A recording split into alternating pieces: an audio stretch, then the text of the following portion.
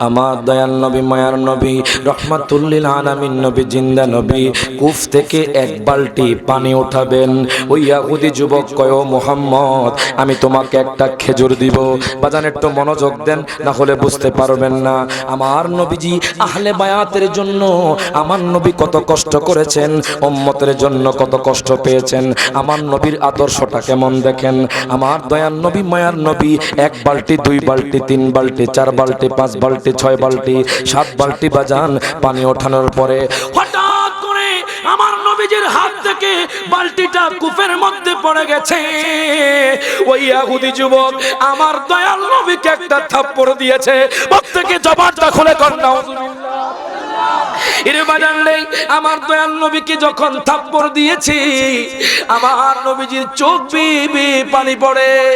ওই ইহুদি যুবক ডাক দিয়া কয়, মুহাম্মদ, ও মুহাম্মদ, তুমি ওই কূপ থেকে আমার বালতিটা এনে দাও। ওই যুবক তো বাজান আমার নবীকে চিনতে পারে নাই, আমার নবীর পাওয়ার কেমন চিনতে পারে নাই। দেখেন আমার দয়াল নবী মায়ার নবী রহমাতুল লিল আলামিন নবী জিন্দা নবীর কেমন পাওয়ার। যুবক মনে করেছে আমার নবী সাধারণ মানুষ। আমার দয়াল নবী মায়ার নবী কয়, তুমি কি বালতি চাওনি? ওই যুবক কয়, মুহাম্মদ, এক্ষুনি আমার বালতি এনে দাও। আমার দয়াল নবী মায়ার নবী রহমাতুল লিল আলামিন নবী যখন ওই কূপের দিকে ইশারা করলেন, বালতিটা হাওয়ার মধ্যে বাজান উপরে এসে গেল। প্রত্যেকে জবানটা খুলে কোন মারহাবা, দুই হাত তুলে বলেন ইয়া রাসূলুল্লাহ। এরে বাজানলে আমার নবীর পাওয়ার দিয়েছেন কে? ডান হাত তুলে কোন কে? এরে বাজান আমার দয়াল নবী মায়ার নবী রহমাতুল লিল আলামিন নবী জিন্দা নবী চোখের পানি ছেড়ে দিয়ে চলে আসলেন। আমার নবী ওই যুবককে কিছুই বললেন না। আমার নবীর আদর্শ দেখেন। আজকে বাজান একজন আরেকজনকে বাজান মারছে, একজন আরেকজনের সাথে ঝগড়া করতেছে। আমার নবীর আদর্শ কেমন দেখেন। আমার নবী চাইলে তো বাজান একটা থাপ্পড় দিতে পারতেন, আমার নবী চাইলে তো বদদুয়া দিতে পারতেন। বাজান রে, আমার দয়াল নবী মায়ার নবী কোনো বাজান আঘাত করে নাই। আমার নবীজি বাজান সেখান থেকে চলে গেল।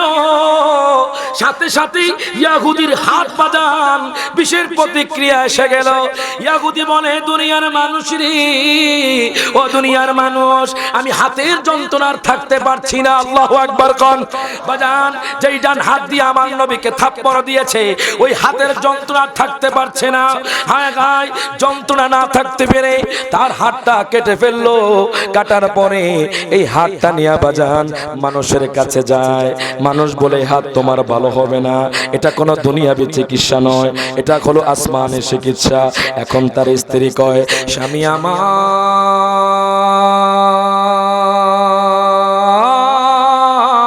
মারহাবা কোন। ও স্বামী, বাজান একটু কষ্ট করে বসেন, এই কথাটা বলে আমি শেষ করে দিব বাজান। এখন ডাক দিয়া কয়, স্বামী রে, স্বামী রে, স্বামী রে, তুমি তো জানো না তুমি কার সাথে বেয়াদবি করেছো। তুমি তো জানো না আল্লাহ পাকের হাবিবকে তুমি থাপ্পড় দিয়েছো। তোমার হাতটা জাহান্নামী হয়ে গেছে। এক্ষুনি তুমি চলে যাও, মুহাম্মদের কাছে চলে যাও।